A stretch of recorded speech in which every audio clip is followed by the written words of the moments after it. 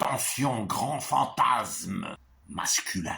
C'était selon la légende de redoutables guerrières. Elles maniaient la lance, la hache, le bouclier. Elles se coupaient même un sein pour mieux tirer à l'arc. Et de fantastiques cavalières. Pourquoi on appelle monter en Amazone cette façon particulière de monter à cheval? Les Grecs situaient leur pays quelque part autour de la mer Noire. Elles vivaient sans hommes.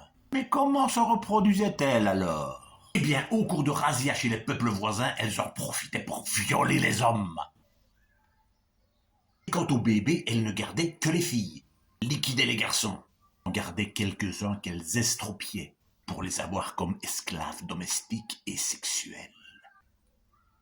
Plusieurs héros grecs ont eu maille à partir avec ces furies. Achille qui tue leur reine. Elles avaient pris le parti des Troyens à la guerre de Troie. Il la tue au combat et en même temps en tombe amoureux.